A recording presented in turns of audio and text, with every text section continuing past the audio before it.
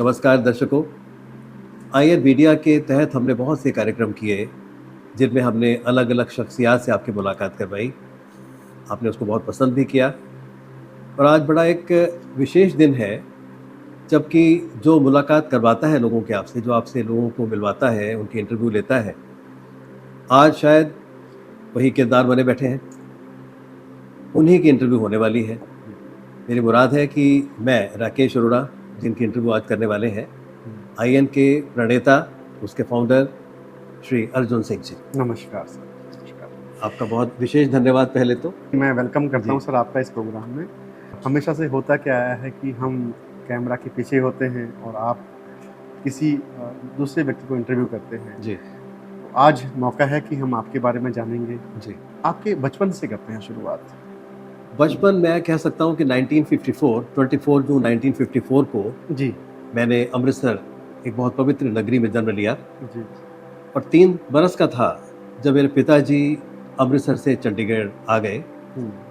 अमृतसर में वो एक स्कूल के प्रिंसिपल थे, रामाश्रम स्कूल के प्रिंसिपल थे। जी उसके बाद उन्होंने ज्वाइन किया as a organising commissioner Bharat scouts and guides Punjab ji. और चंडीगढ़ में आ गए। तो 3 साल की उम्र से अब तक मैं चंडीगढ़ में ही बसा हुआ हूँ।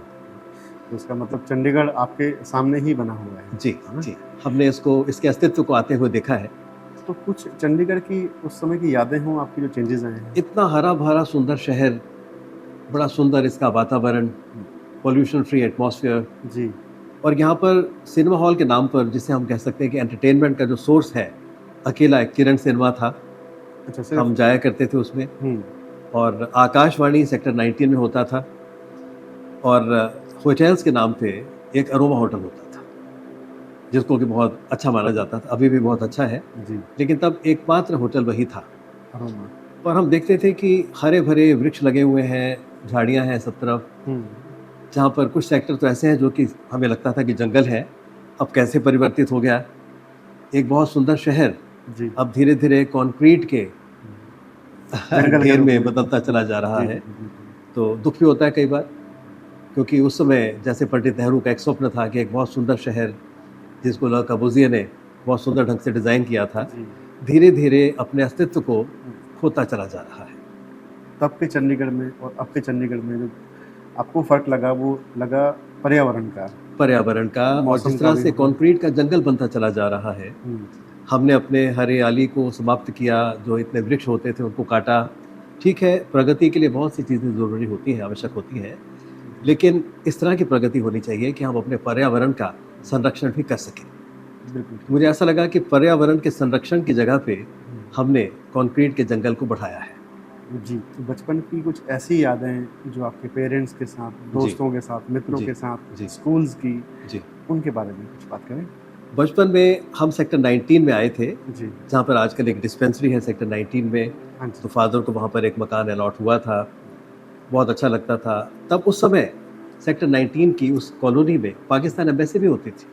जी। एक बड़ा विशेष वो एक अवसर था कि जबकि सब त्योहारों को, ईद को, दिवाली को, होली को, गुरु पर्व को हम सब मिलकर मनाते थे। एक बहुत ही प्रेम और सौहार्द का वातावरण था। जी।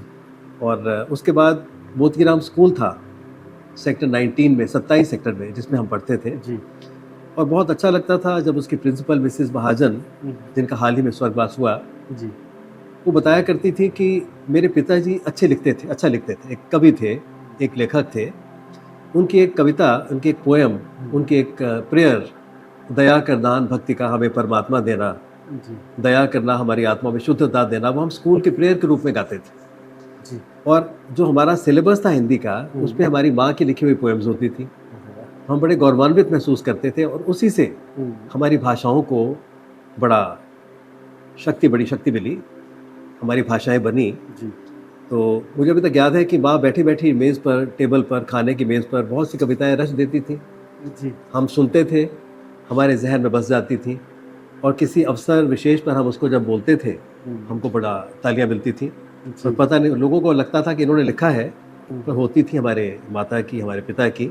जी। तो एक साहित्य का वातावरण था घर में शुरू से वही था। जी। तो पिताजी के बारे में कुछ यादें आपकी बचपन की? पिताजी से मैं उनकी बहुत सी प्रैक्टिकल चीज़ों को नहीं देख पाया, क्योंकि मैं 1954 में आया इस दुनिया में, जी। और उनका जन्म हुआ 1903 में। तो मेरे और पिताजी के बीच में 51 साल का एक एज का एज फ़र्क था। गैप रहा था। बट बहुत उनका प्यार मिला, उनका बहुत मुझे सहारा मिला। उन्होंने हमेशा अपने जो था अपने मातृत्व से, अपने प्यार से मुझे सजाया संवारा। जी।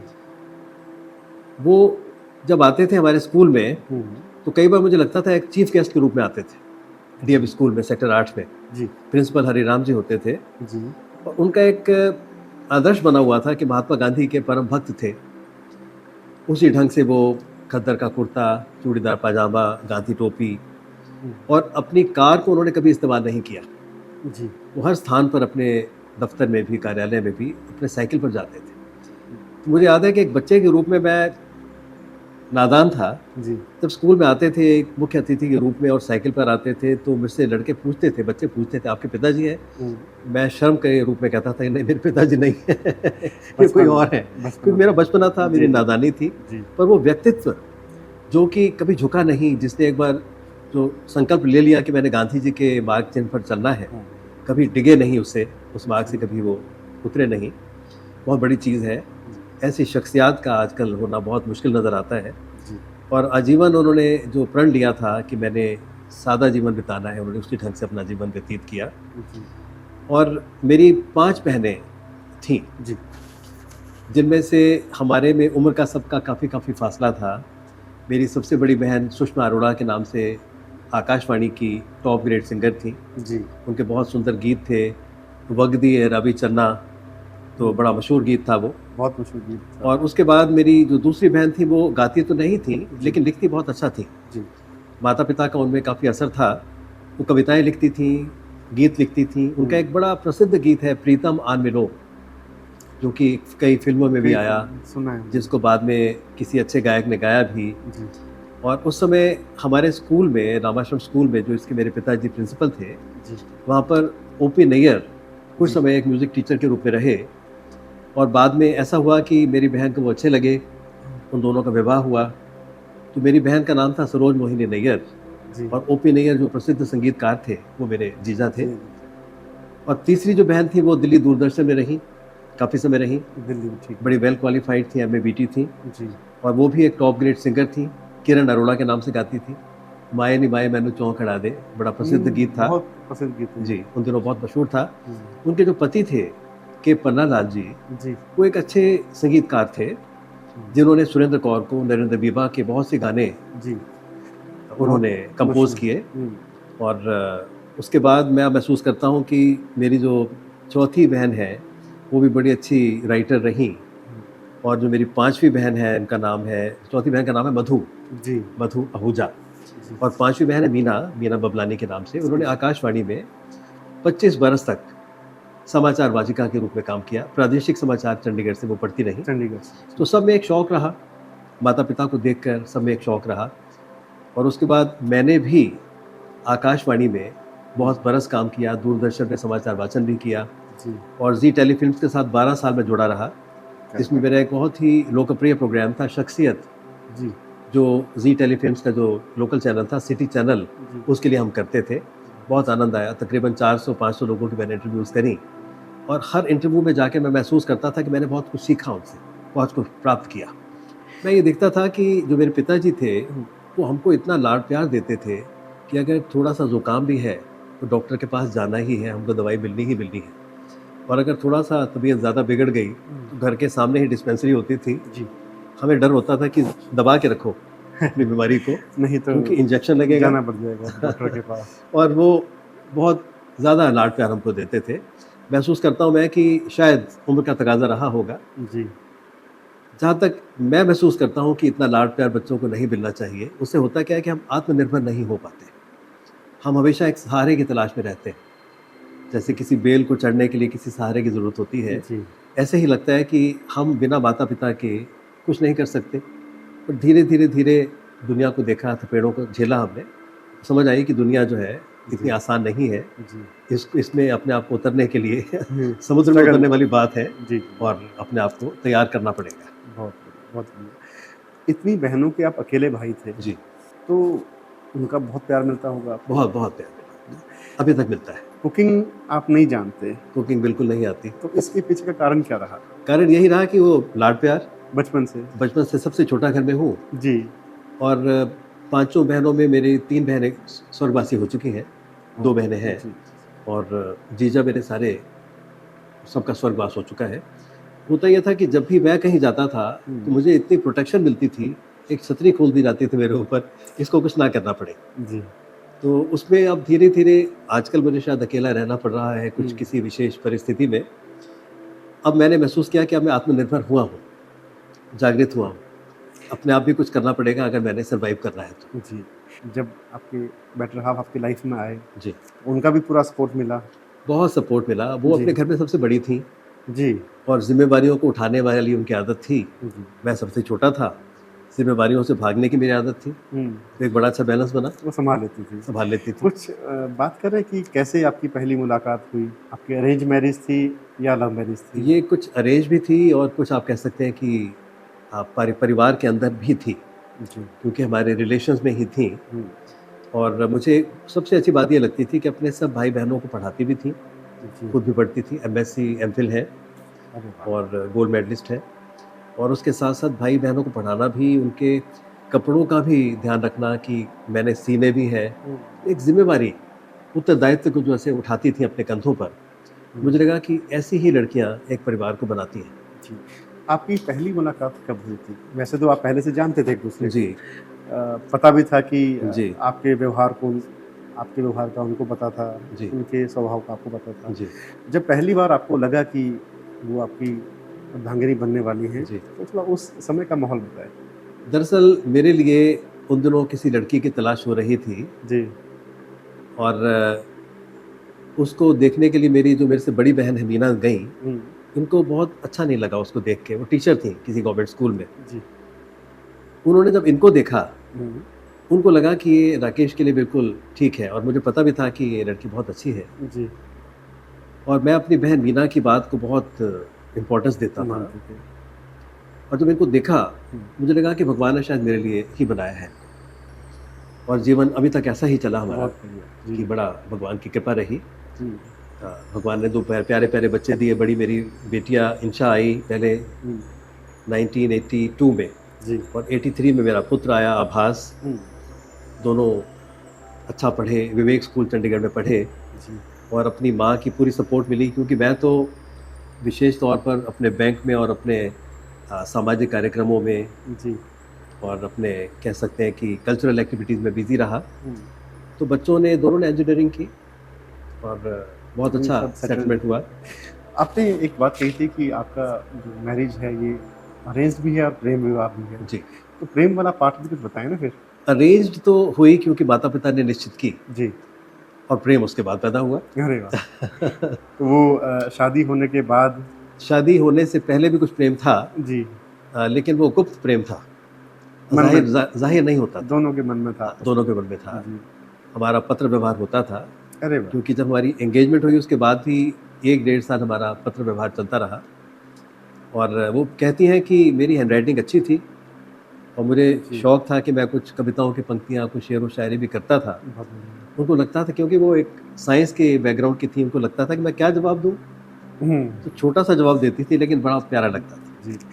पत्र व्यवहार की बात आप कर रहे हैं, तो आपकी क्या लोकेशंस दूर-दूर थी? वो मेरठ में थी, अरे! मैं चंडीगढ़ में था।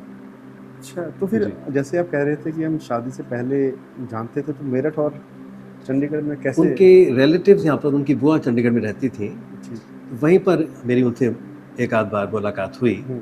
और बहुत अच्छा लगा मुझे उनसे मिलकर। जी। और जैसा एक विनम्र स्वभाव और बहुत एक्कोमोडेटिंग, क्रोध नहीं है उनपे, हुँ। मुझ में था जी। और मैं बहुत कोशिश करता था उनको उकसाने की, इनको क्रोध आए, पर वो क्रोध नहीं करती थी।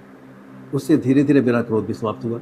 आप जी। तो मार्शल आर्ट्स के भी बहुत अच्छे खिलाड़ी रहे हैं उस समय। मार्शल आर्ट्स में मेरा शौक रहा। एक्चुअली बचपन में जी। कई बार ये लगता था कि आप जब कहते हैं कि सीधे होते हैं, तो आप मंदिर के घंटे की तरह बन जाते हैं, जो आता है वो आपको घंटी बजा के चला जाता है। जी, जी, जी। मुझे लगा कि मुझे अपने आप को थोड़ा सशक्त बनाना पड़ेगा। हुँ। तो सबसे पहले मैंने कुछ शुरुआत की, बॉक्सिंग से शुरुआत की। जी। उसके बाद धीरे-धीरे इंटरेस्ट पैदा हुआ कराटे में, शोटोकन स्टाइल कराटे में और बाद में जाके मुझे लगा कि इन सब चीज़ों का इस्तेमाल मुझे करना नहीं चाहिए, क्योंकि एक दो बार मैंने उनका गलत इस्तेमाल भी कर लिया।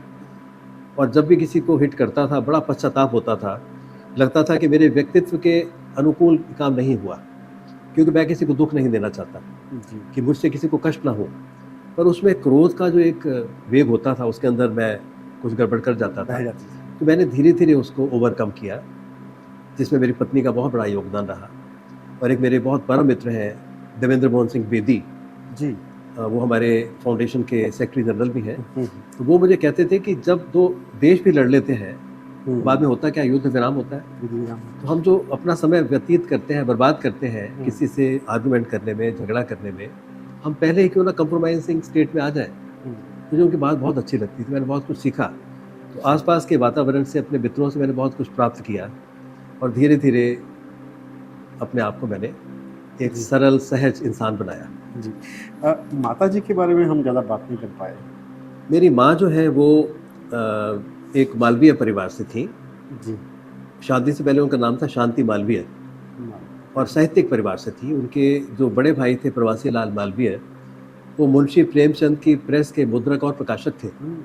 मुंशी प्रेमचंद का जो मैगज़ीन छपता था हंस, जी। उन्हीं की प्रेस में छपता था। और बहुत अच्छे लेखक भी थे, बहुत अच्छा एक क्रिटिक भी थे। जी। और इनके मम्मी से एक और बड़े भाई थे नरेंद्र मालवीय, जी। जो कि धर्मयुग के सारिका के संपादक भी रहे। हुँ। और मम्मी जो मेरी थी, उनका नाम शांति मालवीय था। वो तब मुंशी प्रेमचंद के मैगज़ीन हंस के लिए जी। बहुत लिखा करती थी, हुँ। और उसकी आर्ट डायरेक्टर भी थी।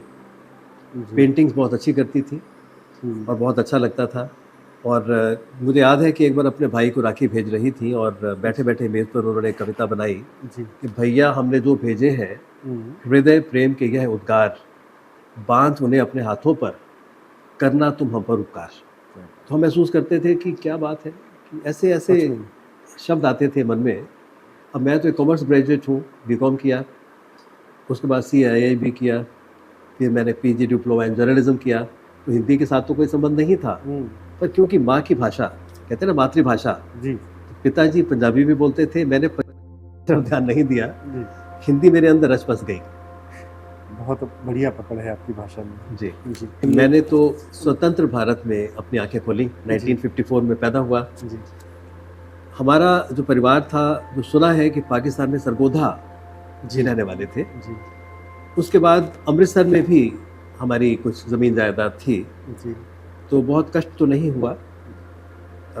एक बहुत बड़ा मकान था लॉरेंस रोड पे, जो जी। शायद 8 एकड़ में बना हुआ था, जिसमें कि पार्टीशन के वक्त बहुत से परिवार आकर ठहरे, जिनमें यश जी जो बाद में मिनिस्टर बने एक्साइज एंड टैक्सेशन, जी।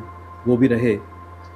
और पिताजी ने, समझ लीजिए कि उन दिनों मेरे दादाजी ने 1925 में एक स्कूल बनाया अमृतसर में, राम आश्रम। जी।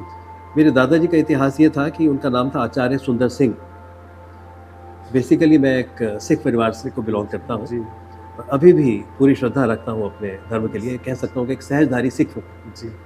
तो दादाजी इंस्पेक्टर स्कूल्स थे, जी। जिन्होंने शेर पंजाब लाला लाजपत राय जी के कहने से 1925 में एक स्कूल खोला। पहले अपनी सरकारी नौकरी से त्यागपत्र दिया, और रामाश्रम स्कूल 2 बच्चों से खोला लॉरेंस रोड पे। जी। और धीरे धीरे करते करते वो स्कूल आज भी अस्तित्व में है। बहुत बड़ा स्कूल है और बड़ा प्रतिष्ठित स्कूल है अमृतसर का। तो दादाजी काफ़ी समय उसको संचालन करते रहे, और उसके बाद पिताजी 12 साल उसके प्रिंसिपल रहे। जी। तो उस स्कूल का भी इतिहास है कि उस स्कूल के अंदर ओपन एयर जैसे म्यूजिक टीचर्स थे। गीता बाली उस स्कूल में पढ़ती थी, जो बाद में बड़ी अच्छी अभिनेत्री बनी। जी। और जो प्लेज होते थे, मुझे कुछ दिन पहले जो पंजाब के गवर्नर थे और चंडीगढ़ के एडमिनिस्ट्रेटर थे, लेफ्टिनेंट जनरल वीके छिब्बर, जी। उन्होंने बताया था, छिब्बर जी ने, कि प्लेस को देखने के लिए हज़ारों की संख्या में दर्शक आते थे। स्कूल के प्लेस में। जी, टिकटेड प्लेस होते थे जो स्कूल की बिल्डिंग फंड के लिए किए जाते थे। जी। जी। और ऐसे प्लेस होते थे कि उसको देखने के लिए कई बार पंडित नेहरू भी आए वहाँ पर, अरे वाह! और बड़े बड़े जो दिग्गज लोग थे उसको देखने आते थे। और उनको भी उसमें उनके प्लेस में काम करने का मौका मिला, और वो बड़े गर्व से बताते हैं कि मुझे, पापा का नाम वीर था, जी। कि मुझे वीर जी के प्लेस में काम करने का मौका मिला। तो बड़ा अच्छा लगता है। मैं तो सुन के वो कहानियाँ लगता है कि मैं उनको अपने मानस पटल पर देखता हूँ, हालांकि मैंने कभी वो सब चीज़ें देखी नहीं है जी क्योंकि उम्र का तकाजा था, बहुत मेरी उम्र में डिफरेंस था। जी। स्टेज की ही बात करते हैं, आप जी। भी काफ़ी अच्छे वक्ता हैं, काफ़ी स्टेज शोज़ किए हैं आपने। हम्म, जब आपने पहली बार जी। स्टेज पे कदम रखा, जी। कैसा एक्सपीरियंस था आपका? मैं दरअसल बचपन में बहुत शर्मीला था, जी, शायद अभी भी मैं काफ़ी शाई हूँ। जी, बहुत ज़्यादा भीड़ में जाने की मुझे इच्छा नहीं होती, जी, तो मेरे हाथ कांपते थे जब मैं टेलीफोन पे पकड़ता था। तो मैं जी, उन दिनों, मेरे भाई का स्कूल था सेक्टर 19 में, प्लेवे स्कूल। जी, मैं खुद शायद 11वीं में पढ़ता था, प्रेप में था। तो भाई ने कहा कि तुम इंग्लिश पढ़ा दिया करो आकर, थोड़ा इंग्लिश मेरी ठीक थी, जी, मैं पढ़ाने जाया करता था। तो देखा कि साथ ही आकाशवाणी का दफ्तर था, 19 में। उस पे देखा कि ऑडिशंस हो रही हैं। जी, सो चलिए मैं भी लाइन में लग गया। तो किसी ने आके कहा कि आप टोकन लेके चले जाइए, आपकी बारी 2:30 बजे के करीब आएगी। मैं टोकन लेके वापस आ गया, घर आके सो गया। फिर ख्याल आया 3 बजे कि मैं तो जाना था वहाँ पर। जी, जब गए तो बारी आई हुई थी। जी, उन्होंने मुझे कुछ शब्द बोलने के लिए कहा, अभी तक याद है कि सिद्धेश्वरी देवी। सिद्धेश्वरी देवी। जी, 18 को हिंदी में 18 कहते हैं, जी, 6 को 6 कहते हैं। 6 का। वो क्योंकि माँ के साथ बैठकर उच्चारण शुद्ध था, जी, और उर्दू क्योंकि पिताजी को बहुत अच्छी आती थी। गज़ल बोलना है, गज़ल नहीं बोलना, जी। वो सब ठीक था। तो बोल के वापस आ गए। नेक्स्ट डे जब लिस्ट देखी तो नाम टॉप पे था, बोलने का मौका मिला। जी, और वहाँ पर कुछ दिग्गज थे जिनको मैं गुरु मानता हूँ अभी तक। जी। श्री विजय वशिष्ठ जी, अरे! सविता सिंह जी। बहुत सीनियर तो लोग। ऐसे ऐसे लोगों से मेरी मुलाकात हुई जिनसे बहुत कुछ मुझे सीखने का मौका मिला। हुँ, तो कॉन्फिडेंस आ गया कि एक बंद कमरे के अंदर माइक के सामने बैठकर हम बोल सकते हैं। जी, मैं एक बार चंडीगढ़ का कार्निवल हो रहा था। श्रीमती स्वर्चा पॉल, स्वर्गीय श्रीमती स्वर्चा पॉल बहुत सुंदर ढंग से उसका आयोजन करती थी, चंडीगढ़ के जी, कार्निवाल का। जी। मैं उनके पास पास लेने के लिए गया। हुँ, आर्ट, गवर्नमेंट आर्ट गैलरी और म्यूजियम में बैठती थी। जी, तो उन्होंने कहा कि आपकी आवाज़ सुनी हुई है, जी। क्या आप कोई प्रोग्राम देते हैं आकाशवाणी पर? मैंने कहा यस, मैं देता हूँ, मन भावन और सबरस कार्यक्रम।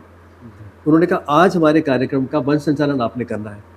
अब मुझे काटो तो खून नहीं, क्योंकि कभी इतनी ऑडियंस के सामने तो बोले ही नहीं थे। जी, उन्होंने ऐसा कुछ मुझे वचन दिया कि आप मेरे छोटे भाई हो, बड़ी बहन की आज्ञा को नहीं टालना, करना ही पड़ेगा।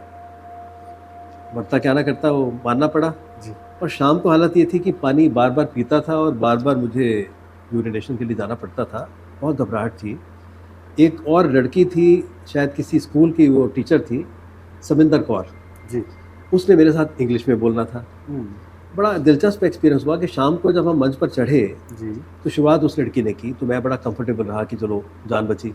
हुँ, उसके बाद एक बड़े सीनियर IAS ऑफिसर थे, उनकी धर्मपत्नी ने एक क्लासिकल नृत्य पेश करना था। जी, ज़्यादा यूथ आता था उस प्रोग्राम में, तो क्लासिकल नृत्य का इतना कोई स्थान नहीं था, लेकिन क्योंकि वो एक वरिष्ठ अधिकारी थे, हुँ, उनकी वाइफ को एकोमोडेट किया गया था। जी, तो नृत्य के बीच में तालियां बजनी शुरू हो गई। हुँ, वो लड़की ने कहा कि मुझे ऐसा लगता है सर कि ये बहुत अप्रिशिएट कर रहे हैं। मैंने कहा अप्रिशिएट नहीं कर रहे हैं, ये अप्रिशिएट कर रहे हैं। जी, बीच में बिना मतलब के तालियां बजना ये होटिंग होती है। जी, वो लड़की घबरा गई, कहती है सर अब मैं नहीं बोलूँगी, अगला आप ही बोलना पड़ेगा।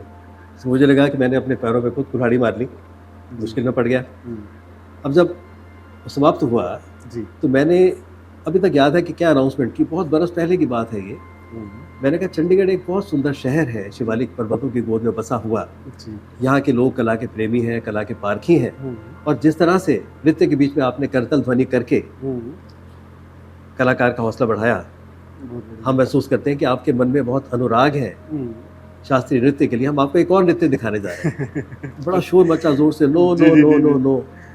कुछ कपलेट्स याद करने का शौक था, तो मेरे अंदर से एक कपलेट निकला, मैंने याद किया था। मैं लिखता नहीं हूँ, जी, सिर्फ सुनी हुई चीज़ें या पढ़ी हुई चीज़ें बोलता हूँ। मैंने बोला कि खामोश हुँ, भरी महफिल में हुँ, चिल्लाना नहीं अच्छा, हुँ, अदब पहला करीना है मोहब्बत के करीनों में। क्या बात है। शांत हुए।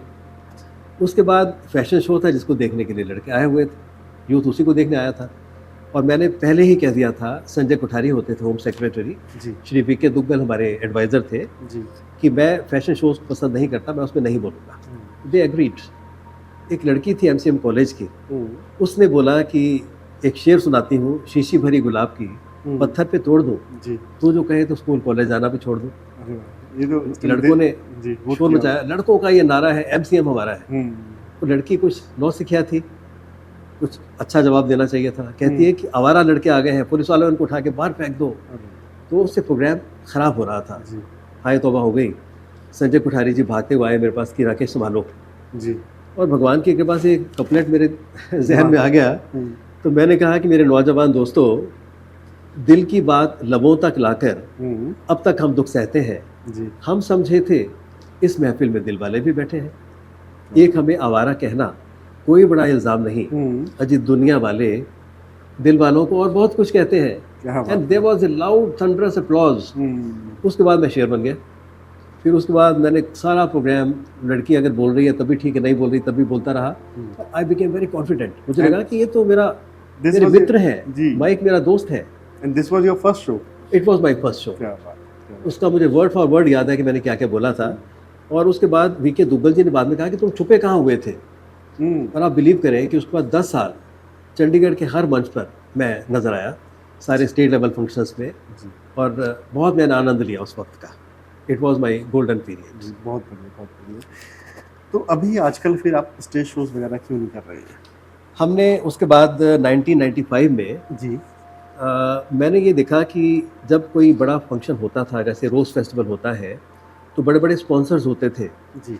और वो मुझसे शिकायत करते थे, नाम क्यों लेना है किसी का, कि देखो हमसे इतना बड़ा पैसा ले लिया और इतना छोटा सा हमारा इन्होंने लोगो लगा दिया, जी। मज़ा नहीं आया।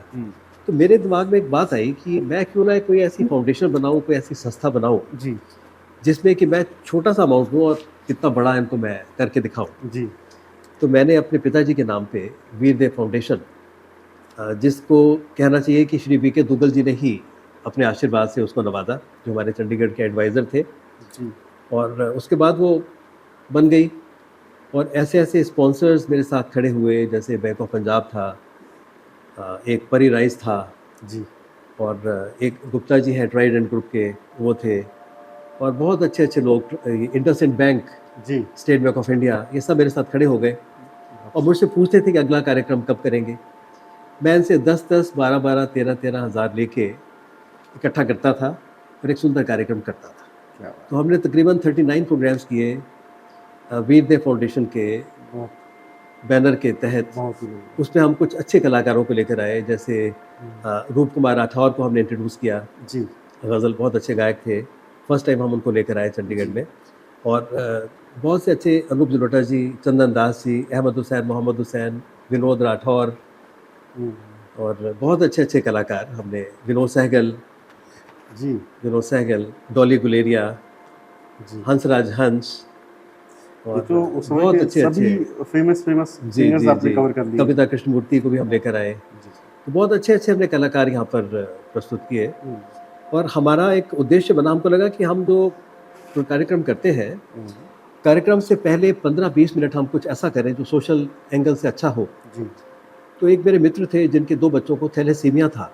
जी। मुझे नहीं पता था कि थैलेसीमिया क्या है। तो उन्होंने बताया कि मेरे दोनों बच्चों के लिए मुझे ब्लड की ज़रूरत पड़ती है महीने में 1-2 बार, जी। क्योंकि ये बच्चे अदरवाइज़ अपना रेड ब्लड सेल नहीं बना सकते। जी। और जब उनको रेड ब्लड ट्रांसफ्यूज़ किया जाता है तो ब्लड ले लेता है, बॉडी एक्सेप्ट करती है रेड ब्लड को, लेकिन उसका जो आयरन है वो एक्सेप्ट नहीं करता। तो उनको 6 महीने में एक बार आयरन चिलेशन थेरेपी से उनके अंदर से आयरन को निकालना पड़ता था। और अगर आयरन कोई नहीं निकल पाता था तो उसके हेड्स बॉसी बन जाते थे। और इन बच्चों का जीवन भी लिमिटेड सा ही होता है, बड़ा कष्ट था। तो हमने उनके लिए अवेयरनेस के लिए, जिसमें डॉक्टर महेश हिरनंदानी जी। एक बहुत ही रिनाउंड बच्चों के स्पेशलिस्ट हैं, आजकल भी Cloud9 में है, तो वो हमारे साथ खड़े हुए और हम आधा घंटा पहले लोगों को बताते थे कि थैलेसीमिया क्या है, इससे कैसे बचाव कर सकते हैं। अगर कोई थैलेसीमिया कैरियर है, उसकी दूसरे कैरियर से शादी हो सकती है, कोई समस्या नहीं है। अगर कोई थैलेसीमिया मेजर है, उसको ध्यान से शादी होनी चाहिए, कि शादी से पहले जैसे हम कुंडली मिलवाते हैं वैसे आप ब्लड स्क्रीनिंग भी करवा लीजिए। तो हमने बहुत प्रोपेगेट किया इसको और लोगों ने बड़ा इसका हमारा समर्थन किया। सारे सोशल, हाँ, बड़े मीडिया ने और इलेक्ट्रॉनिक मीडिया ने हमको बहुत समर्थन हमारा किया। हमारे पिताजी वीरदेवा भी बहुत बड़े सोशल वर्कर रहे हैं जी। आपने तो दिखा के शोज करके जी। लोगों को अवेयर किया। जी। दैट वाज अ वे। जी। वो तो सोशल वर्क जो करते थे जी बिना बताए किसी को चुपचाप, जी। मैंने सुना है मास्टर मोहनलाल जी की स्टोरी जब मिलने आए थे आपसे।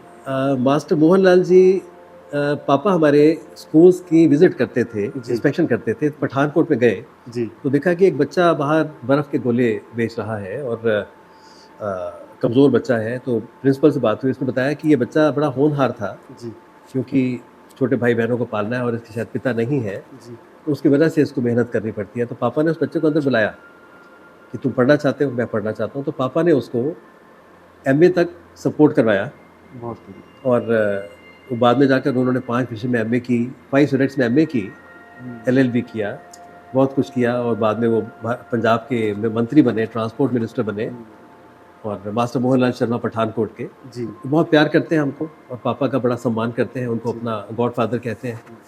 जैसे हमने उनके नाम पे वीर देवा फाउंडेशन शुरू करी जी, थी, जी, आगाज़ बहुत अच्छा रहा। जी। बीच में अभी कुछ सालों से इस पे काम नहीं हो रहा है। मैं चंडीगढ़ में सेक्टर 88 में रहा करता था, जी तो एक्टिव था। जब से मेरे बच्चे अपने-अपने मार्ग पर चले गए, बेटा इंग्लैंड में है, बेटी बॉम्बे में है, एक टीम, कुछ मेरे मेंबर्स का देहांत हुआ, मेरी माँ का स्वर्गवास हुआ जी और मेरे कुछ साथी कम हुए, तो मैं बीच में थोड़ा-सा शिथिल पड़ा। जी तो पिछले तकरीबन 8-9 साल से अभी हमने उसको ठंडे बस्ते में रखा हुआ है। तो बड़ी अच्छा है क्योंकि कुछ अच्छे लोग मुझे मिले हैं अभी, उसमें आप प्रमुख हैं। जी। तो निकालते हैं ना बस्ते से बाहर जी, फिर, है जी। ना? तो कुछ मुझे करते हैं। उत्साह मिला है कि हुँ, हम कुछ कर सकते हैं, दोबारा कुछ कर सकते हैं। जी। चलिए अब कुछ बात करते हैं आपके बैंकिंग करियर के बारे में। जी, दर्शक ये भी जानना चाहेंगे कि वैसे तो आपको जानते हैं कि एक बहुत अच्छे वक्ता के तौर पे, लेकिन आपका जो करियर था, जो हुँ। मेन तो आप एक अच्छे बैंकर थे। हुँ, हुँ, हुँ। तो उस समय बैंकिंग का कैसा आपका एक्सपीरियंस रहा? और कुछ सालों के बाद कंप्यूटर्स भी आए, हुँ। आपने वो दौर भी देखा है जब जी, लेजर्स में एंट्री होती जी, थी, बिल्कुल, बिल्कुल। जब हाथों से चेक वो ड्राफ्ट वगैरह बनते थे, जी, और ये दौर भी देखा है जब सब कुछ कंप्यूटराइज़्ड हो गया है। बिल्कुल, बिल्कुल। तो एक बार थोड़ा उस पे भी नज़र करें, बैंकिंग के सफ़र में? मैंने कैनरा बैंक 1978 में जी। दिसंबर में जॉइन किया। सॉरी टोक रहा हूँ मैं आपको। जी, आपने जब जॉब ढूँढनी शुरू करी, तो जी। क्या ये आपका पहला, जी, नहीं। तो शुरू से शुरू करते हैं फिर, आपने अ, कैसे शुरू करियर शुरू में किया? जब मैंने बीकॉम किया, जी, तो सबसे पहले मैंने Punjab state industrial development corporation में जी, अपना करियर शुरू किया।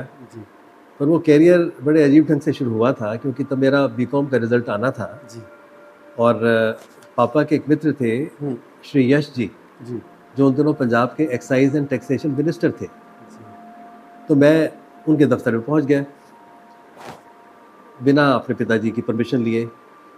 उनके पीए को मैंने जब कार्ड दिया, उसमें पापा का नाम लिख के नीचे अपना नाम लिख के कि उनका सुपुत्र हूँ मैं। सुपुत्र मानता था, पता नहीं क्या था। नहीं, नहीं, सुपुत्र हैं तो सर। उन्होंने एकदम अंदर बुलाया कि हाँ, मेरे बेटे बोलो मैं क्या कर सकता हूँ? तो मैंने कहा कि पीएसआईडीसी में कुछ वैकेंसीज़ है, जी, मैं उसमें अप्लाई करना चाहता हूँ। उन्होंने इमीडिएटली पीए से कहा कि चेयरमैन एसएल कपूर होते थे, मुझे अब तक नाम भी याद है, उनको जी, मिलाओ। जी, एसएल कपूर जी ने कहा कि बिल्कुल ठीक है, आपकी आज्ञा शिरोधार्य है और लेकिन इस काम को मैं डायरेक्ट अजीत सिंह चट्ठा जी हैं, जो मैनेजिंग डायरेक्टर हैं, वो ही देखते हैं। जी, तो चट्ठा जी से बात हुई, उन्होंने एक प्रश्न किया कि एक्सपीरियंस कितना है? जी, उन्होंने मेरे से पूछा एक्सपीरियंस कितना है? हुँ, मैंने कहा अभी तो रिज़ल्ट आना है बीकॉम का। जी, तो उनको थोड़ा क्रोध आ गया। बिल्कुल फ्रेशर। अरे बेटा बिना पढ़े तुम आ गए यहाँ पर, वो 2 साल का एक्सपीरियंस माँगते हैं हुँ, और तुम ऐसे आ गए। तो उन्होंने चट्ठा जी को ऐसे कहा कि देखो मेरा भतीजा था, पता नहीं बिना बात के आ गया है मेरे पास, हुँ, बिना देखे आ गया है, कोई हुँ, बात नहीं। हुँ, पर मुझे लगा कि उनको लगा कि उन्होंने मुझे टाल दिया है हुँ, और मुझे लगा कि मेरा काम हो गया, जी, क्योंकि मैं तब स्मार्ट नहीं, ओवर स्मार्ट था, जी, नौजवान था। नेक्स्ट डे जब मेरी इंटरव्यू हुई, अभी तक मुझे याद है कि डी शर्मा जी हमारे जनरल मैनेजर थे हुँ, और प्रीतम सिंह ग्रोवर हमारे अकाउंट्स ऑफिसर थे, जी, चीफ अकाउंट्स ऑफिसर थे। तो प्रीतम सिंह ग्रोवर जी ने मेरे से प्रश्न पूछा कि what type of errors are there in the books of accounts? भूले हुए थे सब कुछ। मैंने कहा जी अगर मैं कैपेबल अकाउंटेंट हूँ, कोई एरर आ ही नहीं सकता। हुँ, कहते बाई चांस। मैंने कहा सर बाई चांस वर्ड मेरी डिक्शनरी में नहीं है। जी, बड़ा मूर्खतापूर्ण प्रश्न, बड़ा अच्छा सवाल, उसका बड़ा मूर्खतापूर्ण जवाब था। हुँ, बचपना था, वो चुप हो गए। हुँ, उसके बाद शर्मा जी ने मेरे से पूछा, जो जनरल मैनेजर थे, कि एक कमरे में अकेले बैठे हो before a mirror, how do you speak to yourself? मैंने कहा सर, एक कमरे में अकेले बैठना एक शीशे के सामने एक आदमी को तो शोभा नहीं देता, अगर महिला होता तो मेरे शोभा देता। अरे वाह! कलाकार वाली बात है ना जी। तो ये हम्म, बात मुझे आपकी कुछ समझ नहीं आई। हम्म, वो भी चुप हो गए। तो मैंने उनसे पूछा कोई और प्रश्न, कहते हैं नहीं बस आप जाएगी, जी, काफ़ी है, इतने प्रश्न काफ़ी है। ठीक है। तो और नेक्स्ट डे आप विल बी सरप्राइज, मेरा नाम टॉप पे था, क्योंकि मंत्री जी ने अपना भतीजा मुझे घोषित कर दिया था। अब गवर्नर एट होम पे हम सब जाया करते थे, पिताजी जाते नहीं थे, मैं ज़बरदस्ती, मेरी बदकिस्मती थी कि मैं उनको साथ ज़बरदस्ती ले गया। वहाँ पर वो मंत्री जी भी मिल गए। पापा ने कहा मैं तुम्हें मिलवाता हूँ अपने मित्र से जो मंत्री हैं। वो कहते मैं तो जानता हूँ इसको, मेरे पास आया था ये, काम हुआ तेरा? मैंने कहा काम हो गया था, बताया नहीं यार, मैं थैंक्स कर देता हूँ उनका। पापा फेल्ट वेरी बैड, और उन्होंने कहा कि देखो, एक तो तुम बेगिंग करने गए, भिक्षा मांगने गए, जी, दूसरी बात अगर काम हो गया तो धन्यवाद करने जाना चाहिए था। जी, अब तुम्हें नौकरी छोड़नी पड़ेगी। मैं बड़ा कंफर्टेबल था वहाँ पर, क्योंकि मेरे जो अधिकारी थे, शायद डी महेंद्रू जी थे, बहुत प्यार करते थे, और वो मुझे कहते थे तुम्हें एक प्रॉमिस नज़र आता है, you will go up in the life. But पापा ने पहले तो बात करनी बंद करी, तो मैंने ज़्यादा परवाह नहीं करी। मैंने कहा कोई बात नहीं, थोड़े दिन के बाद अपने आप बात करना शुरू कर देंगे। फिर खाना जब बंद किया तो मुझे लगा ये तो काम ज़्यादा गंभीर समस्या हो रही है, तो मुझे छोड़ना पड़ा। और सब हैरान हुए कि अच्छी भली नौकरी को क्यों छोड़कर जा रहा है, बट मैं एक्सप्लेन नहीं कर सकता था हर किसी को, क्योंकि मुझे पीएनबी हिसार में ज्वाइन करना पड़ा।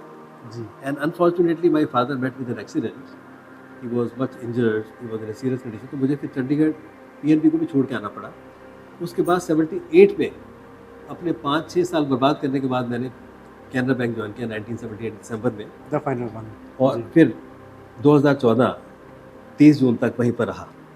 जी, और बैंक का ये था कि मुझे बहुत प्यार मिला, सब साथियों का बड़ा सहयोग मिला, और जो मेरे टॉप एग्जीक्यूटिव्स थे उनसे मुझे बहुत प्यार मिला, क्योंकि मेरा एक संकल्प था कि एक सोशल सर्विस है जिसके लिए हमको सरकार पैसे भी देती है, तो बहुत अच्छा लगा काम करके। क्योंकि जिस समय आपने बैंक को ज्वाइन किया, जी, उस समय भारत को बनाने वाली संस्था ही बैंकिंग थी। बिल्कुल बिल्कुल। क्योंकि देश में पैसा कम था। जी अगर कोई व्यक्ति अपना बिजनेस करना चाहे या किसी भी तरह का काम करना चाहे तो जी, उसको पैसों की जरूरत होती थी। बिल्कुल बिल्कुल और बैंक्स बहुत उस टाइम सख्त हुआ करते थे। बिल्कुल। तो कुछ ऐसा एक्सपीरियंस आपने, मैंने सुना है कई लोगों की मदद भी करी है, लोन्स भी आपके पास थे। रिटेल एसेट हब में जी, मैं रहा हूँ, तो जितने प्रोजेक्ट्स थे उन दिनों जीरकपुर काफ़ी एक प्रोग्रेसिंग एरिया रहा है, अभी भी है। जी, तो बहुत से ऐसे प्रोजेक्ट्स थे जो बन रहे थे, लेकिन लोगों को लोन की सुविधा तब मिलती है अगर कोई बैंक उसको अप्रूव करता है। जी, तो बहुत से प्रोजेक्ट्स को हमने जाकर विजिट किया और देखा कि अच्छे हैं, जैसे आसपास के सावित्री ग्रीन्स, सुषमा, जी, बहुत से प्रोजेक्ट्स को हमने अप्रूव किया। जी, उससे ये हुआ कि लोगों को हमने यही कहा कि लोन्स के लिए हमारे पास भेजें, अप्रूव हो जाता है तो लोन देने में समस्या नहीं आती। बहुत हमने लोन्स दिए, बहुत लोन्स दिए, एजुकेशन लोन, हाउसिंग लोन्स बहुत दिए, और भगवान की कृपा से जिन जिन को लोन दिया उन सब ने अपने लोन वचन के मुताबिक उसको पूरा वापस जमा किया। करवाया, और जीवन बड़ा अच्छा निकला। बहुत बढ़िया। तो ओवरऑल एक्सपीरियंस कैसा रहा बैंक के अंदर की बात, उनके बहुत स्टाफ अच्छा, के साथ? बहुत अच्छा। जी, सबसे बड़ा मुझे प्यार मिला, क्योंकि किसी से ईर्ष्या द्वेष हमने रखी नहीं। और कैनरा बैंक एक ऐसा बैंक है जहाँ पर आपस में बहुत एक परिवार की तरह से, मुझे याद है क्लोजिंग में हमारे जो हेड होते थे ब्रांच के, अपने घर से खाना बनवा कर लाते थे, उनकी धर्मपत्नी और उनका परिवार के लोग अपने हाथ से हमको सर्व करते थे। एक कैनरा बैंक का एक अनुकरणीय उदाहरण है, इतने प्यार से सब रहते हैं आपस में, जी, एक दूसरे की इज्जत करते हैं, अपने सीनियर्स का सम्मान करते हैं, बहुत। और अपने छोटों से प्यार करते हैं। आपके जो बीच का कलाकार था उस जी। समय, वो भी पूरे यौवन पे था। जी उस कलाकार में और एक बैंकर में जी, कभी टकराव नहीं हुआ कभी नहीं हुआ, बैंक की तरफ से? कभी नहीं हुआ। जी, क्योंकि मैं पहली बार, मेरे एक चेयरमैन थे श्री रत्नाकर जी, बी रत्नाकर जी। जी, उन दिनों मैं विविध भारती में जाता था के लिए, तो कैजुअल अनाउंसर के रूप में श्री आर के तालिब एक बहुत महान देवता पुरुष थे, जी, जो कि हमारे स्टेशन डायरेक्टर थे। तो वो मुझे कई बार कहते थे कि वैसे तो एक कैजुअल को 3 दिन से ज़्यादा मिलता नहीं है, जी, मुझे ज़्यादा समय देते थे कि बेटा 3 दिन का तुम्हें लेके बाकी हम किसी को दान कर सकते हैं। जी, बहुत अच्छा लगता था, बहुत अच्छा लगता था। तो एक तो रेडियो स्टेशन जाके बहुत अच्छा लगता था, और उसकी ऐसा रूल होता है कि 1/3 आपको देना पड़ता है अपने संस्था। जी। तो मैंने उनसे बात की जब हमारे चेयरमैन चंडीगढ़ में आए हुए थे कि एक कलाकार को अगर कला की सेवा कर रहा है और बैंक का नाम भी ऊंचा कर रहा है तो उसके पैसे क्यों काटे जाते हैं। उन्होंने कहा नहीं, कलाकार के पैसे नहीं काटे जाएंगे। And he immediately gave me A blanket permission कि आप आकाशवाणी दूरदर्शन पे जा सकते हो। जी। मुझे एक बहुत बड़ी सुविधा मिली, बहुत प्यार मिला मुझे उन सब का, जी। सारे अधिकारियों का। बहुत से लोगों का मैं नाम नहीं ले सकता, बहुत से लोग आए चले गए, पर किसी ने मेरे साथ कोई कठिनाई मेरे लिए उत्पन्न नहीं की। और बड़ी चीज़ क्या होती थी कि कई बार कुछ ऐसी संस्थाएं थीं, जैसे नाम लेना चाहूँगा, लेबर कमिश्नर हरियाणा की थी श्रीमती सतवंती अहलावत। जी। उनको मेरी सेवाएं अच्छी लगती थी, जी। तो वो मुझे बहुत जगहों पे साथ लेकर जाती थी। कहती थी कि आप जल्दी समझ जाते हो और उसको एक्सप्लेन अच्छे ढंग से कर लेते हो। जी। जैसे कुरुक्षेत्र में काफ़ी अधिकारियों का, सीनियर अधिकारियों का कुछ कॉन्फ्रेंस था, जी। तो फाइल को स्टडी करके मुझे उनको एक्सप्लेन करनी थी चीज़ें। तो वो बहुत मदद करते थे। मुझसे कई बार पूछते थे कि हम आपके लिए क्या कर सकते हैं, और मैं किसी से पैसा नहीं लेता था, मैं निःशुल्क काम करता था। तो क्या हम आपके लिए क्या कर सकते हैं? मैं कहता था हम अगर मजाक में कहा जाए we are dignified beggars. Bankers जो हैं, तो हमें तो इच्छा होती है कि हमें कुछ मिल जाए, डिपॉजिट मिले। उन्होंने बहुत अच्छे डिपॉजिट्स दिए। चंडीगढ़ हाउसिंग बोर्ड में जो चीफ अकाउंट्स ऑफिसर थे बहुत प्यार करते थे, जी। बहुत डिपॉजिट्स दिए उन्होंने।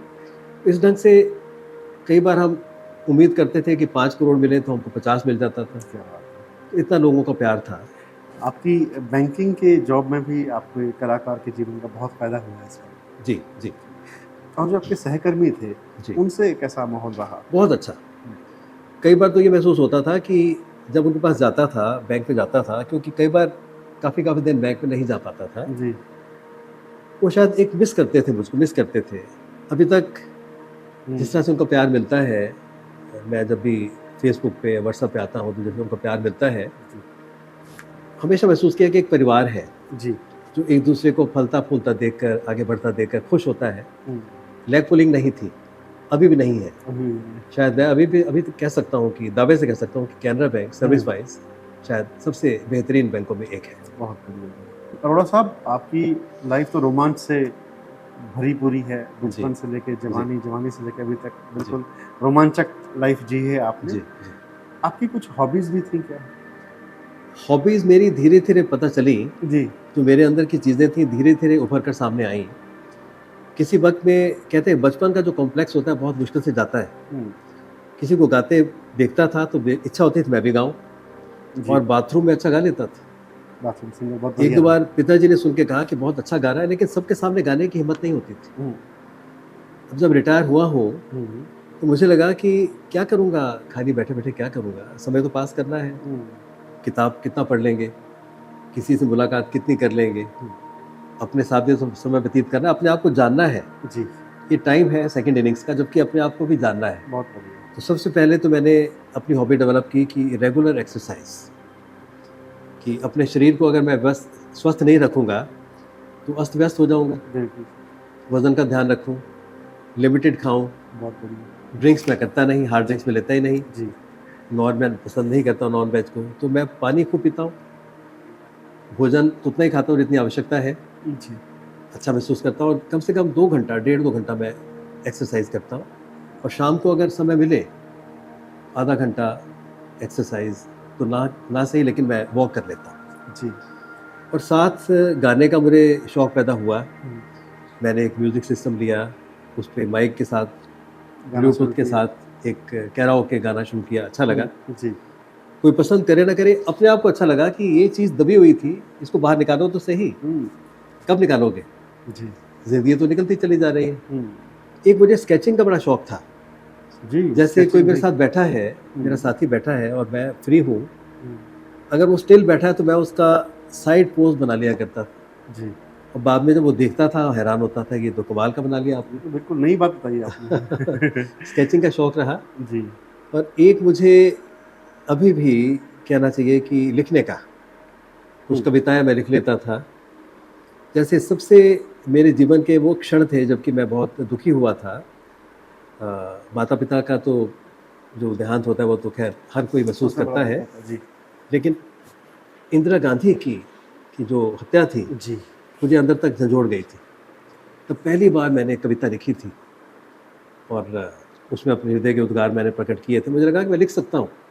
फिर कई बार विचार आए मन में, अगर आप लिख लें उसमें तो पन्ने पर आ जाता है, अदरवाइज वो हवा में चला जाता जी है। बिल्कुल ठीक। तो लिखने का शौक़ था, कुछ मैं पैराग्राफ्स भी लिखता था और शुरू में मुझे ट्रिब्यून में लिखने का शौक़ था। द ट्रिब्यून में जी मैं लेटर टू एडिटर में बहुत मेरे लेटर्स छपते रहे, फ्रीक्वेंटली छपते रहे। फिर धीरे-धीरे उस शौक़ की जगह किसी और शौक़ ने ले ली। मतलब जीवन के हर रंग को मैंने भरपूर जिया है, आनंद लिया तो उसका। आपका शौक जो रहा है वो जीवन को आनंदमय जीना रहा है। आनंद में जीने का। बहुत बढ़िया। चलिए, काफ़ी बातें हो गई हैं, अब एक आखिरी आपसे सलाह लेनी है। जी, अभी जो आपके पास सुनहरे साल बचे हैं जी, लाइफ के, जी। इसको आप कैसे व्यतीत करेंगे? क्या सोचा है? मेरा बहुत मुझे आनंद आता है जब मैं कोई सांस्कृतिक कार्यक्रम करवाता हूँ। कुछ समय पहले, अभी लॉकडाउन से पहले, मेरे एक पुराने परिचित थे जो सौभाग्य से, नाम भी उनका सौभाग्यवर्धन है। जी, वो नॉर्थ ज़ोन कल्चरल सेंटर के डायरेक्टर बने जी, और मैं किसी जगह पे बोल रहा था पंजाब यूनिवर्सिटी में, शायद कोई नेशनल वॉलीबॉल चैंपियनशिप थी, जिससे मुझे रिक्वेस्ट की गई थी कि आप, विजयपाल सिंह जी हैं, डीएसपी होते थे चंडीगढ़ के, बहुत प्यार करते हैं। जी, उन्होंने कहा आपने मंच संचालन, तो मैं चला गया मंच संचालन करने के लिए। वहाँ पर सौभाग्यवर्धन जी ने पीछे से मेरी पीठ पे हाथ रखा। अरे आप कहाँ थे? मैंने कहा मैं इधर ही था, अभी तक तो इसी दुनिया में हूँ। जी, सो देन नेक्स्ट डे उनके किसी पीए का फ़ोन आया मुझको कि आप हमारे इस कार्यक्रम का मंच संचालन करेंगे। जी, और उसके बाद मुझे उन्होंने इतने अवसर दिए, इतने सुंदर कार्यक्रम हुए, कैलाश खेर का, अनूप जलोटा जी का, जी। हंसराज हंस जी का, रूप कुमार राठौर का, दलेर मेहदी का, और आप सोचिए कि गुरदास मान जी का, सारे दिग्गज कलाकारों का। जी, and that was my golden period. दोबारा से मैंने अपने पुराने शौक़ को पुनर्जागृत किया और लोगों ने बड़ा उसको अप्रिशिएट किया। मेरी विशेषता यही रही, मैं अपने आप को अच्छा वक्ता नहीं मानता, मैं सिर्फ ये मानता हूँ मैं कम बोलता हूँ। जी, क्योंकि ये महसूस करना चाहिए किसी भी एंकर को, दो तरह के लोग होते हैं। एक होते हैं जो कमेंट्री करते हैं, जी, कमेंटेटर को चुप नहीं होना, लगातार बोलते रहना है। जी, और कंपेयर को उतना ही बोलना है जितना कि एक एंकर का काम है। एंकर मीन्स चप्पू। जी, अगर चप्पू किश्ती पर चढ़ बैठेगा तो नाव डूब जाएगी। बिल्कुल, तो उसको धीरे-धीरे नाव को खेना है। यस, तो मेरा ये मूल मंत्र था कि कम बोलो, क्योंकि लोग आपको सुनने के लिए नहीं आए। अगर आप कमेंटेटर बन जाओगे तो लोग आपको नहीं सुनेंगे, बिल्कुल, बिल्कुल, फुसर-फुसर करते रहेंगे। क्योंकि मैं कम बोलता हूँ तो लोगों का ध्यान मेरी तरफ होता है कि कम बोलेगा, ठीक बोलेगा। जी, अभी हाल ही में जैसे अनूप जलोटा जी आए थे, जी, तो मुझे कहा गया कि इसका आपने मंच संचालन करना है। टैगोर थिएटर में कार्यक्रम था। जी, तो मुझे आखिरी मौके पर कहा गया बोलने के लिए, तो मैंने कहा अगर लेट हो गया, कहते हैं आप आ जाइए, आपके आने पे शुरू करेंगे। उससे पहले किसी और कंपेयर को उन्होंने तैयार किया हुआ था। जब मैं पहुंचा हूं तो उसको दुख हुआ, मुझे भी दुख हुआ कि किसी का दिल मैंने दुखाया है। मुझे पता नहीं था, वरना मैं जाता ही ना वहाँ पर। उन्होंने 10 पन्नों का लिखा हुआ था कुछ मटेरियल, कि मैंने तो इतना तैयारी की हुई थी। तो मुझे लगा कि ये शायद ट्रेनिंग की कमी है, क्योंकि कंपेयर को अपने आप को हाईलाइट नहीं करना, उसको कलाकार के साथ न्याय करना है। जी, अब देखिए, मैंने पूछा अनूप जी से कि आप चाहते हैं कि कोई विशेष बात आपके बारे में, किसी अवार्ड के बारे में? कहते नहीं, कुछ नहीं, सिर्फ इतना है कि कुछ दिन पहले मेरी माँ का स्वर्गवास हुआ, तो उसके बारे में आप कुछ बोल दीजिएगा। तो मैंने यही कहा कि देखिए, जिनको भारत सरकार ने पद्म विभूषण से अलंकृत किया है, जी, और जिनको भारत का जनमानस भजन सम्राट के रूप में जानता है, किसी परिचय के मोहताज तो नहीं है। जी, आज हमारे बीच में है, वातावरण को रसमय बनाएंगे, भक्तिमय बनाएंगे। अभी हाल ही में इनकी माँ का देहांत हुआ। किसी ने बहुत सुंदर शब्दों में कहा था कि बहुत रोते हैं पर दामन हमारा नम नहीं होता, जी, इन आँखों के बरसने का कोई मौसम नहीं होता, मैं अपने दुश्मनों के बीच भी महफूज रहता हूँ, मेरी माँ की दुआओं का खजाना कम नहीं होता। क्या बात है, बहुत इतनी बात की, और आपके सामने जलोटा जी हैं, आइए इस वातावरण को भक्तिमय बनाए। बहुत तो इतना ही बोलना काफ़ी था, उतना ही बोला जाए। बल्कि मेरी एक सलाह है उन लोगों को जो अपने आप को कंपेयर बनाना चाहते हैं, जी, अपने आप को हाईलाइट मत कीजिए। हाईलाइट उस कलाकार को कीजिए, अदब और एहतराम के साथ उसका आप तारुफ करवाइए और दरकिनार होइए, बहुत बढ़िया, ताकि लोग आपको झेल पाएँ, आपको बर्दाश्त कर पाएँ। बहुत बढ़िया। जी। आने वाले समय में जी। क्या करने वाले हैं? आने वाले समय में मुझे एक ऐसे बहुमूल्य व्यक्ति से मेरा साथ हुआ है, नाम ले लूँ उनका? नहीं सर, ले लूँ उनका नाम ले सकता हूँ? बहुमूल्य बाकी रखिए। उस व्यक्ति का मैं अभी नाम उजागर नहीं कर सकता, जी, बट आने वाले दिनों में मैं बहुत कुछ करूँगा। जी, बहुत से लोगों की मैं इंटरव्यू करना चाहूँगा, जैसे जो लोग सेवा में हैं, सरकारी सेवा में हैं, जी, उनकी बैकग्राउंड क्या है, उनकी क्या-क्या इच्छाएँ हैं, जी, लोगों की उनसे क्या अपेक्षाएँ हैं बहुत बढ़िया। और क्या वो अपने उत्तरदायित्व को समझते हैं और क्या लोग अपने कर्तव्यों का निर्वाह सही ढंग से करते हैं। क्योंकि मैं जब भी किसी की इंटरव्यू करता था, जी, तो किसी पुलिस के बड़े आला अधिकारी की मैं इंटरव्यू कर रहा था, तो मैंने कहा कि लोगों की बड़ी अपेक्षाएँ हैं। तो उन्होंने कहा कि पुलिस की भी बड़ी अपेक्षाएँ होती हैं लोगों जी। से। बात बिल्कुल ठीक है। बिल्कुल ठीक है। तो मैंने अंत इसी ढंग से किया कि मुमकिन है सफ़र हो आसान, अब साथ में चलकर देखें, कुछ तुम भी बदल कर देखो, कुछ हम भी बदल कर देखें। बहुत बढ़िया। तो होता क्या है कि उन अधिकारियों की क्या इच्छा है और बड़ी चीज़ क्या है, वीके दुग्गल जी को मैं अभी तक भूला नहीं हूँ। चंडीगढ़ के एडवाइज़र थे, जी, एक लाजवाब व्यक्ति थे। उनके बाद दूसरे एक विजय देव जी भी आए, जी, जो लाजवाब व्यक्ति थे। ये लोग अपने कमरे में बैठकर सुनते थे और उसके बाद अपने एसी कमरों का मुँह छोड़कर बाहर निकलकर आँखों से देखते भी थे।